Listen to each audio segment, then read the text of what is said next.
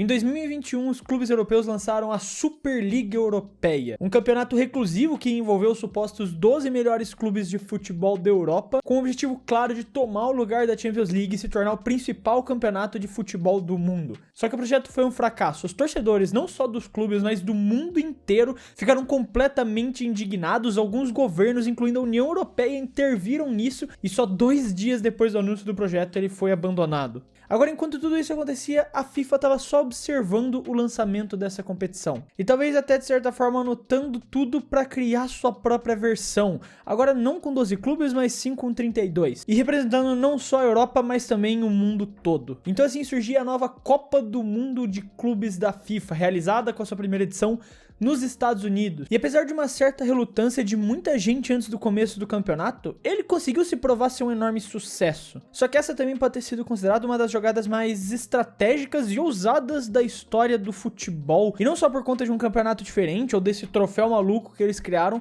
mas sim porque esse campeonato gerou uma guerra para ver quem realmente controla o futebol no mundo. E pra gente entender melhor esse plano maluco da FIFA, a gente vai precisar voltar pro passado e entender um pouco melhor sobre essa ideia de um campeonato mundial de futebol. Em 1960 surgiu a Taça Intercontinental, que era um campeonato de jogo único que envolveu os vencedores das competições continentais da Europa, a Champions League, e da América do Sul, a Libertadores. E embora esse campeonato tenha se tornado prestigioso e tenha dado muito valor com seus títulos contando até hoje como títulos de campeões mundiais, esse campeonato de fato nunca foi mundial. Ele era um campeonato exclusivo e que basicamente deixava de lado o resto do mundo. É óbvio que a gente sabe que algum clube de futebol da América do Norte, da África, da Ásia e da Oceania principalmente, não vão ganhar o mundial.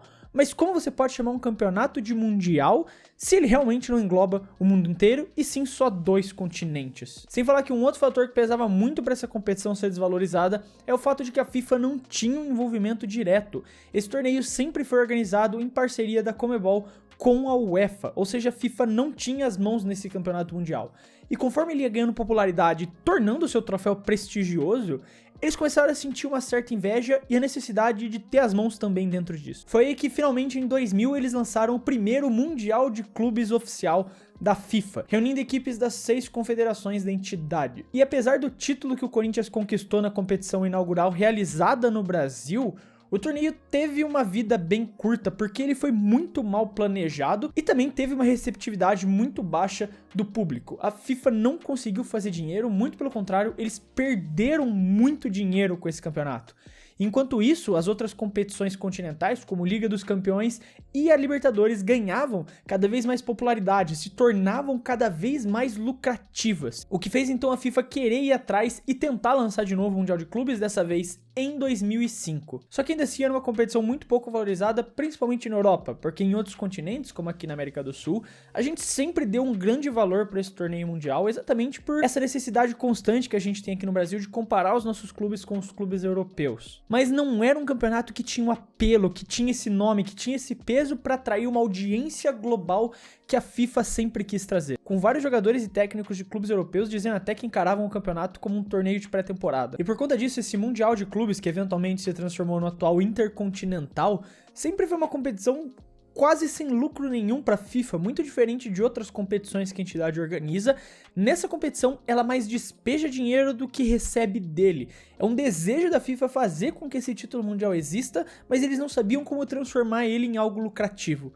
Até que a gente chegou em 2023. Foi aí então que o Gianni Infantino teve essa ideia ambiciosa de criar um novo formato. Dessa vez não com 7 equipes, mas com 32, divididas em 8 grupos de 4 clubes cada, avançando as fases eliminatórias num formato semelhante ao da Copa do Mundo tradicional. E assim como a Copa, também acontecendo de 4 em 4 anos, com os participantes sendo os campeões continentais e os clubes mais bem classificados de cada região. E esse é um campeonato extremamente difícil de organizar, toda a logística, toda a questão de viagem é algo extremamente cansativo e desgastante para quem faz parte do torneio. Agora, uma maneira que eles poderiam ter para não ficar tão desgastante é se eles assinassem a Allplay, a parceira aqui do Clube do Fut, porque a Allplay é um serviço de streaming que engloba vários serviços de streaming, como a Paramount Plus e a Max, que você pode assistir a Liga dos Campeões mesmo, por exemplo, ou serviços de outros esportes, como a NBA TV e o UFC Fight Pass. E dentro da plataforma você pode assinar todos esses pacotes por preços totalmente em conta, e assinando os planos anuais de alguns pacotes, como o da Max, por exemplo,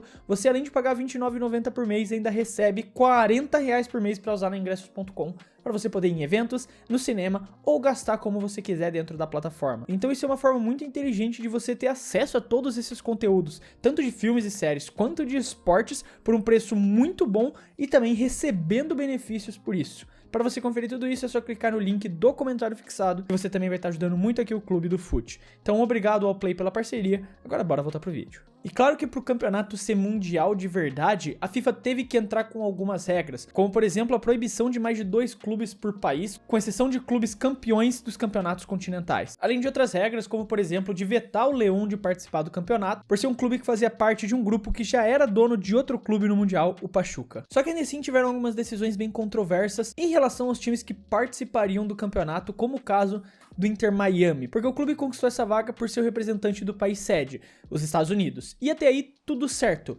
Só que eles não foram os campeões da MLS. Esse posto foi conquistado pelo LA Galaxy do Marco Reus. Isso porque a MLS é dividida em 2 fases, pontos corridos e mata-mata. O Inter Miami foi o líder da fase de pontos corridos, só que o campeão dos Estados Unidos é o time que vence a fase de mata-mata, e quem fez isso foi o LA Galaxy. Isso acabou sendo visto de uma forma muito negativa, basicamente a FIFA tentando empurrar o time do Messi para disputar a competição. E se você quiser saber um pouco mais sobre isso, a gente tem um outro vídeo aqui no Clube do Fute que eu falo exatamente essa história. Então decisões como essa começaram a mexer um pouco em toda essa integridade do campeonato.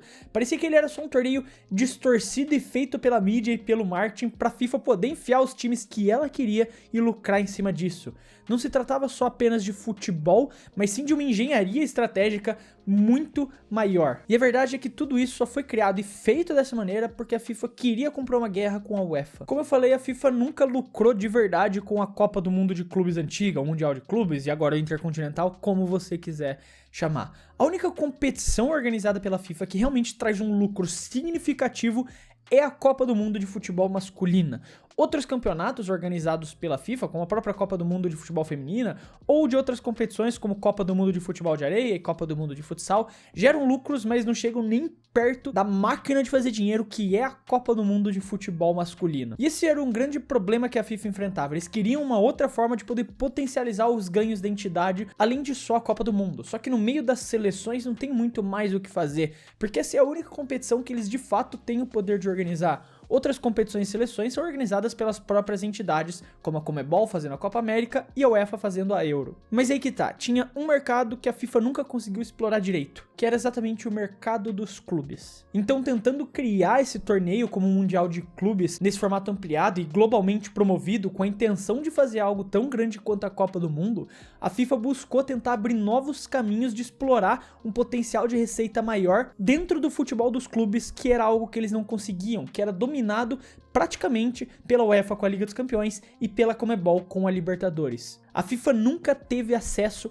a essa receita. E com isso eles vêm tentando então se posicionar como os protagonistas nesse universo que é capitalizado pelos principais clubes e entidades de futebol do mundo fora a FIFA. É exatamente para isso que o Mundial de Clubes entra em jogo, com esse objetivo, com essa ferramenta que a FIFA tem agora para competir diretamente com a UEFA e começar gradualmente a desviar essa parte econômica do futebol de clubes para as mãos da FIFA. Só que só chegar e criar um campeonato não era necessariamente a solução, porque só chegar e fazer isso, muitas pessoas podiam chamar esse campeonato de plástico, de irreal, de um campeonato que não importa, como de certa forma aconteceu com vários clubes europeus. Foi então que a FIFA construiu uma narrativa muito forte, exatamente a narrativa da inclusão, de que agora você tá tendo vários clubes, de que é um campeonato mundial de verdade, você tem de fato os melhores de cada continente, e não só um representante com 2, 3 joguinhos até a final. Agora, pra você ser campeão, você vai ter que enfrentar clubes do mundo inteiro em pelo menos 7 jogos. Só que essa continuava sendo uma aposta muito às cegas da FIFA. Mesmo com toda essa narrativa, ainda não se tinha uma certeza do quão bom ia ser esse campeonato de fato. E eles estavam tendo dificuldades em conseguir alguém disposto a comprar os direitos de transmissão do campeonato. E aí que entrou uma das maiores e talvez mais brilhantes, mesmo que bizarras, jogadas políticas que o Gianni Infantino já fez. Quem comprou os direitos de transmissão global da Copa do Mundo de Clubes foi a DAZN, pagando $1 bilhão.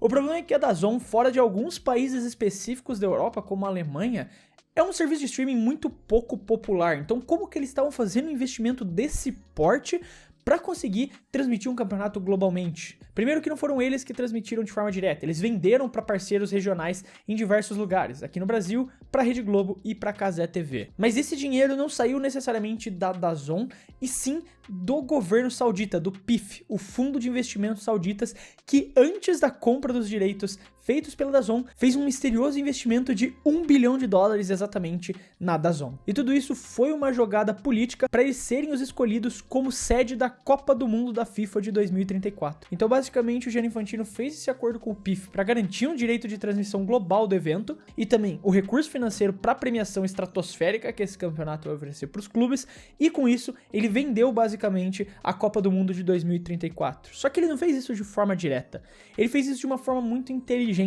colocando 3 continentes diferentes como sede da Copa do Mundo de 2030. Isso porque a Copa do Mundo de 2030 vai acontecer em Portugal, Espanha, Marrocos, Argentina, Paraguai e Uruguai. Aqui você está englobando 3 continentes diferentes dentro de uma competição.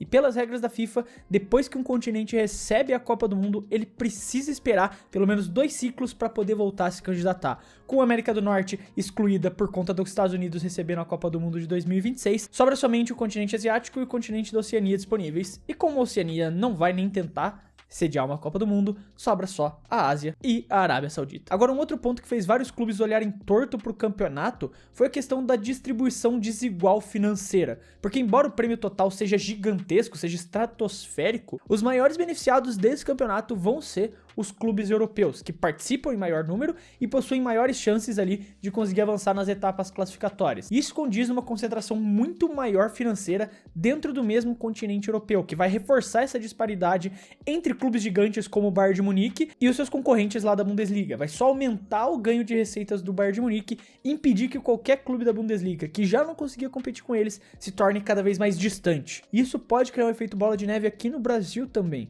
com os clubes que participaram do campeonato e principalmente Palmeiras e Flamengo, que já vem conseguindo ampliar suas receitas nos últimos anos, conseguindo criar uma camada de gordura financeira gigantesca, fazendo com que nenhum dos outros clubes brasileiros seja capaz de alcançar eles de alguma forma. Agora, um outro problema que surgiu e se tornou maior durante esse campeonato foi a questão da relevância dos jogos. O fato é que hoje no futebol a gente tem muitos campeonatos, e quando eu digo muitos, a gente realmente tem muitos campeonatos importantes.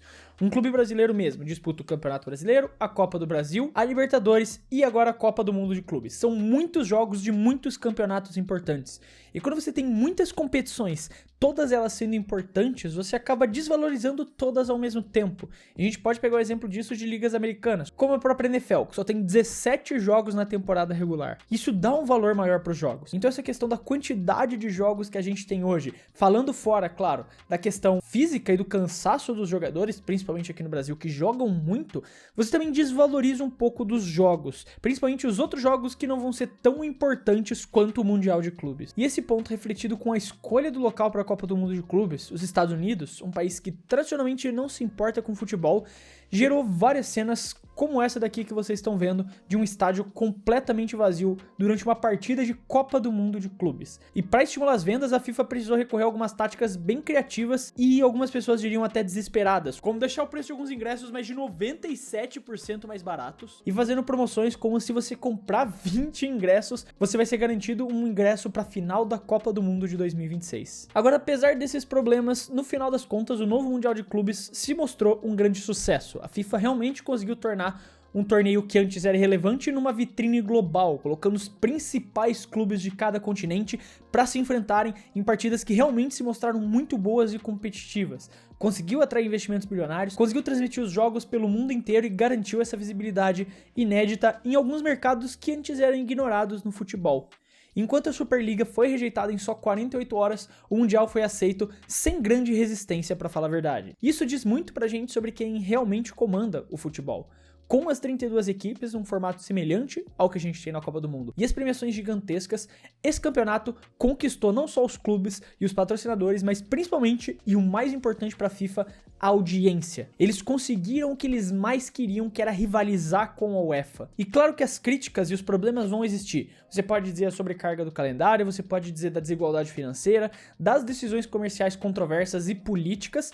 Só que a verdade é que a FIFA finalmente encontrou um caminho para conseguir disputar de frente com a UEFA e a Conmebol no controle do futebol de clubes. o Mundial de Clubes agora é uma peça-chave e é um campeonato que chegou para ficar. Faz parte da nova ordem do futebol. E você goste ou não, o jogo mudou. O centro do poder tá deixando de ser exclusivamente europeu e Zurique já provou que passou a comandar muito mais do que só o futebol de seleções. O Mundial de Clubes provou que dá para mexer com essa estrutura estagnada do futebol mundial que existia antes, e isso, por si só, já é uma grande vitória para a FIFA. Mas aí tá, como a FIFA fez o Mundial de Clubes conseguir funcionar. E lembrando que agora a gente tem também o Discord oficial do Clube do Fute, você pode entrar clicando no primeiro link da descrição, que a gente vai conversando sobre os campeonatos que estão rolando, inclusive o próprio Mundial de Clubes a gente vai debatendo bastante durante os jogos. Se você quiser fazer parte, é só clicar no primeiro link aqui da descrição que você vai entrar lá. Eu quero saber a sua opinião, o que você pensa sobre isso, se você discorda, se você concorda, o que você tem a acrescentar, escreve aí nos comentários que eu sempre quero saber o que vocês têm a dizer. Lembrando aqui também que se você gostou do vídeo e quiser ajudar o Clube do Fute,